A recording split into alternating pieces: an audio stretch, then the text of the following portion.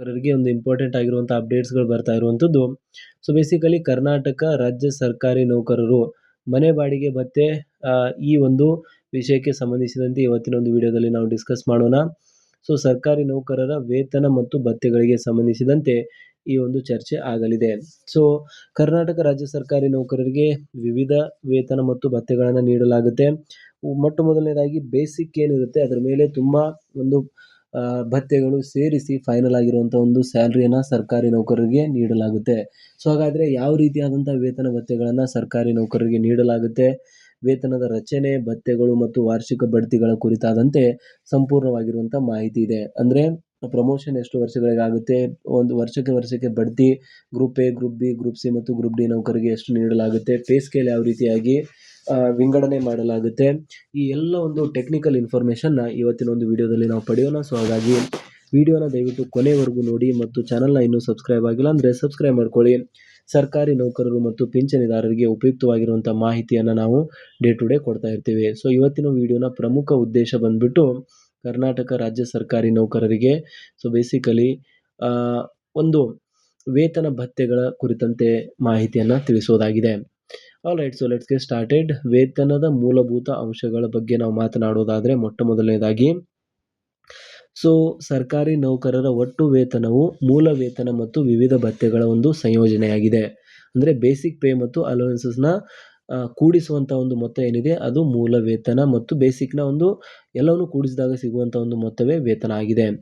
ಮೂಲ ವೇತನ ಅಥವಾ ಬೇಸಿಕ್ ಪೇ ಅಂದರೆ ಏನು, ಯಾವ ರೀತಿಯಾಗಿರುತ್ತೆ ಅಂತ ನಾವು ನೋಡೋದಾದರೆ, ಮೂಲ ವೇತನ ಅಥವಾ ಬೇಸಿಕ್ ಪೇ ಮೂಲ ವೇತನವು ನೌಕರನ ವೇತನ ರಚನೆಯ ಅಡಿಪಾಯವಾಗಿದೆ. ಇದು ಅವರ ಹುದ್ದೆಯ ಶ್ರೇಣಿ, ಪೇ ಸ್ಕೇಲ್ ಆಧಾರದ ಮೇಲೆ ನಿರ್ಧಾರವಾಗುತ್ತದೆ. ವಾರ್ಷಿಕ ಬಡ್ತಿಯು ಇನ್ಕ್ರಿಮೆಂಟ್ ಪ್ರತಿ ವರ್ಷ ಮೂಲ ವೇತನದ ಮೇಲೆ ಸೇರ್ಪಡೆಯಾಗುತ್ತದೆ. ವೇತನ ಆಯೋಗದ ಶಿಫಾರಸುಗಳ ಆಧಾರದ ಮೇಲೆ ಇದನ್ನು ಕಾಲಕಾಲಕ್ಕೆ ಪರಿಷ್ಕರಿಸಲಾಗುತ್ತದೆ ಅಂತ ಹೇಳ್ತಿದ್ದಾರೆ. ಅದಾದಮೇಲೆ ನೆಕ್ಸ್ಟ್ ಇಂಪಾರ್ಟೆಂಟ್ ಆಗಿರುವಂಥ ಫ್ಯಾಕ್ಟರ್ ಅಂದರೆ ಡಿಯರೆನ್ಸ್ ಅಲೋವೆನ್ಸ್ ಅಥವಾ ಡಿ ಎ ಅಂತ ಕರಿತೀವಿ.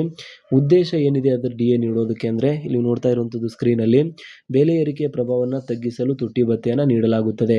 ಲೆಕ್ಕಾಚಾರ ಯಾವ ರೀತಿಯಾಗಿ ಮಾಡಲಾಗುತ್ತದೆ, ಮೂಲ ವೇತನದ ನಿಗದಿತ ಶೇಕಡಾವಾರು ಪ್ರಮಾಣದಲ್ಲಿ ಪರ್ಸೆಂಟೇಜ್ನಲ್ಲಿ ಸರ್ಕಾರದ ಆದೇಶದ ಮೇರೆಗೆ, ಫಾರ್ ಎಕ್ಸಾಂಪಲ್ 10%, 20% ಪ್ರತಿ 6 ತಿಂಗಳಿಗೊಮ್ಮೆ AICPI ಡೇಟಾನ ಆಧಾರದ ಮೇಲೆ ಡಿಯನ್ನು ಇನ್ಕ್ರೀಸ್ ಮಾಡಲಾಗುತ್ತದೆ. ಸೊ ಅದು ಕಾಲಕಾಲಕ್ಕೆ ಪ್ರತಿ 6 ತಿಂಗಳಿಗೊಮ್ಮೆ ಏರಿಕೆ ಆಗುತ್ತೆ. ಅಂದರೆ ಒಂದು ವರ್ಷದಲ್ಲಿ 2 ಬಾರಿ ತುಟ್ಟಿ ಭತ್ಯೆಯನ್ನು ಪರಿಷ್ಕರಣೆ ಮಾಡಲಾಗುತ್ತದೆ. ಪರಿಷ್ಕರಣೆ ಯಾವ ರೀತಿಯಾಗಿ ಆಗುತ್ತೆ ಅಂದರೆ ನೋಡಿ, ಸಾಮಾನ್ಯವಾಗಿ ವರ್ಷಕ್ಕೆ 2 ಬಾರಿ ಅಖಿಲ ಭಾರತ ಗ್ರಾಹಕ ದರ ಬೆಲೆ ಸೂಚ್ಯಂಕ ಆಧಾರದ ಮೇಲೆ ಈ ಒಂದು ಡಿಎನ ಹೆಚ್ಚಳ ಮಾಡಲಾಗುತ್ತೆ ಅಥವಾ ಅದನ್ನು ಅಡ್ಜಸ್ಟ್ ಮಾಡಲಾಗುತ್ತೆ. ಇದಾದಮೇಲೆ ಮನೆ ಬಾಡಿಗೆ ಭತ್ಯೆ ನೆಕ್ಸ್ಟ್ ಇಂಪಾರ್ಟೆಂಟ್ ಆಗಿರುವಂಥ ಒಂದು ಕಾಂಪೋನೆಂಟ್ ಇದೆ. ನಗರದ ಮೇಲೆ ವರ್ಗೀಕರಣದ ಮೇಲೆ ಇದನ್ನು ನೀಡಲಾಗುತ್ತೆ. ಬೆಂಗಳೂರು ನಗರ ಮೆಟ್ರೋಪಾಲಿಟನ್ ಸಿಟೀಸ್ಗಳಲ್ಲಿ 24% ನೀಡಲಾಗುತ್ತೆ. ಜಿಲ್ಲಾ ಕೇಂದ್ರಗಳಲ್ಲಿ 16% ನೀಡಲಾಗುತ್ತೆ. ತಾಲೂಕು ಕೇಂದ್ರಗಳಲ್ಲಿ 8% ನೀಡಲಾಗುತ್ತೆ. ಬಟ್ ಇದು ಸಾಮಾನ್ಯವಾಗಿ ಹಳೆಯ ಒಂದು ಸ್ಲ್ಯಾಬ್ ಆಗಿದೆ. ಇವಾಗ 7ನೇ ವೇತನ ಆಯೋಗದ ಪ್ರಕಾರ ಇದು ಇನ್ಕ್ರೀಸ್ ಆಗಿರುವಂಥದ್ದು. ಸೊ ಇದು ಜಸ್ಟ್ ಒಂದು ಎಕ್ಸಾಂಪಲ್ ಇದೆ. ಇದರರ್ಥ ಬೆಂಗಳೂರು ಮತ್ತು ಮೆಟ್ರೋಪಾಲಿಟನ್ ಸಿಟೀಸ್ಗಳಲ್ಲಿ ಜಾಸ್ತಿ ಇರುತ್ತೆ ಮತ್ತು ವಿಲೇಜಸ್ಗಳಲ್ಲಿ ಕಡಿಮೆ ನೀಡಲಾಗುತ್ತದೆ ಅಂತ. ಇದಾದಮೇಲೆ ಪ್ರಯಾಣ ಭತ್ಯೆ ಅಥವಾ ಟ್ರಾವೆಲ್ ಅಲವೆನ್ಸಸ್ TAನ ಬಗ್ಗೆ ನಾವು ಮಾತನಾಡೋದಾದರೆ, ಸ್ಥಳೀಯ ಪ್ರಮಾಣ ಕಚೇರಿ ಕೆಲಸಕ್ಕಾಗಿ ನಗರದೊಳಗೆ ಮಾಡುವ ಪ್ರಯಾಣಕ್ಕೆ ಅನ್ವಯವಾಗುವಂಥದ್ದು. ಹೊರ ರಾಜ್ಯ ಪ್ರಯಾಣ, ಅಧಿಕೃತ ಪ್ರವಾಸದ ವೇಳೆ ವಾಹನ, ರೈಲು ಅಥವಾ ವಿಮಾನದ ಪ್ರಯಾಣಕ್ಕೆ ನಿಯಮಿತ ಭತ್ಯೆಗಳನ್ನು ನೀಡಲಾಗುತ್ತದೆ. ಸೊ ಇದಾದಮೇಲೆ ವಾರ್ಷಿಕ ವೇತನ ಬಡ್ತಿ, ಇದರ ಬಗ್ಗೆ ಏನಿದೆ, ವಾರ್ಷಿಕ ವೇತನ ಯಾವಾಗ ನೀಡಲಾಗುತ್ತೆ, ಬಡ್ತಿ ಯಾವಾಗ ನೀಡಲಾಗುತ್ತೆ. ಪ್ರತಿ ವರ್ಷ ನೌಕರರ ಮೂಲ ವೇತನದಲ್ಲಿ ನಿಗದಿತ ಶೇಕಡಾವಾರು ಅಥವಾ ನಿರ್ದಿಷ್ಟ ಮೊತ್ತದ ಹೆಚ್ಚಳವನ್ನು ವಾರ್ಷಿಕ ಬಡ್ತಿ ಎಂದು ಕರೆಯಲಾಗುತ್ತದೆ. ಇದು ಪ್ರತಿ ಜುಲೈ ಅಥವಾ ಜನವರಿಯಲ್ಲಿ ನಿಯಮದಂತೆ ಜಾರಿ ಬರುತ್ತದೆ. ಅಂದರೆ ಪ್ರತಿಯೊಂದು ವರ್ಷಕ್ಕೆ ಇಂತಿಷ್ಟು ಅಮೌಂಟ್ ಅಂತ 1%, 2% ಅಂತ ಬೇಸಿಕನ್ನು ಜಾಸ್ತಿ ಮಾಡಲಾಗುತ್ತೆ. ಅದನ್ನು ವಾರ್ಷಿಕ ಬಡ್ತಿ ಅಂತ ನಾವು ಕರಿತೇವೆ.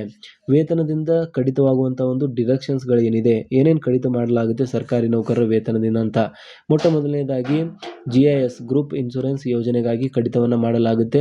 ಪಿಂಚಣಿಗಾಗಿ NPS ಅಥವಾ GPF ನಿವೃತ್ತಿಯ ಭವಿಷ್ಯಕ್ಕಾಗಿ ಕಡಿತವನ್ನು ಮಾಡಲಾಗುತ್ತೆ.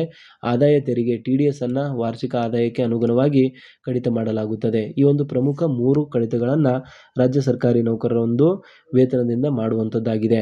ವೇತನ ಆಯೋಗ ಪೇ ಕಮಿಷನ್ ಏನು ಹೇಳುತ್ತೆ ಅಂದರೆ, ವೇತನ ಆಯೋಗದ ಪಾತ್ರ ಸರ್ಕಾರವು ಕಾಲಕಾಲಕ್ಕೆ ವೇತನ ಆಯೋಗವನ್ನು ರಚಿಸುತ್ತದೆ.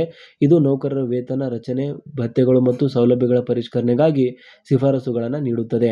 ಶಿಫಾರಸುಗಳು ಏನು ಹೇಳುತ್ತೆ ಅಂದರೆ, ಬೇಸಿಕಲಿ ಮೂಲ ವೇತನ ಏರಿಕೆ, DA ವಿಲೀನ, ಭತ್ಯೆಗಳ ಪರಿಷ್ಕರಣೆ ಮುಂತಾದವುಗಳನ್ನು ಸರ್ಕಾರಿ ಪರಿಶೀಲಿಸಿ ಜಾರಿಗೆ ತರುವಂಥದ್ದು. ಸೊ ಇವತ್ತಿನ ಒಂದು ವಿಡಿಯೋದಲ್ಲಿ ಸರ್ಕಾರಿ ನೌಕರರಿಗಾಗಿ ಒಂದು ಪ್ರಮುಖ ಮಾಹಿತಿಯನ್ನು ನೀವು ನೋಡಿದ್ದೀರಾ. ವೇತನ ಅಂದರೆ ಇದರಲ್ಲಿ ಏನೆಲ್ಲ ಕಂಪೋನೆಂಟ್ಸ್ಗಳಿರುತ್ತೆ, ಯಾವ ರೀತಿ ಆ ಒಂದು ಕಂಪೋನೆಂಟ್ಸ್ಗಳನ್ನು ಕ್ಯಾಲ್ಕುಲೇಟ್ ಮಾಡಲಾಗುತ್ತೆ, ಎಲ್ಲ ಒಂದು ಮಾಹಿತಿಯನ್ನು ಪಡೆದಿದ್ದೀರಿ.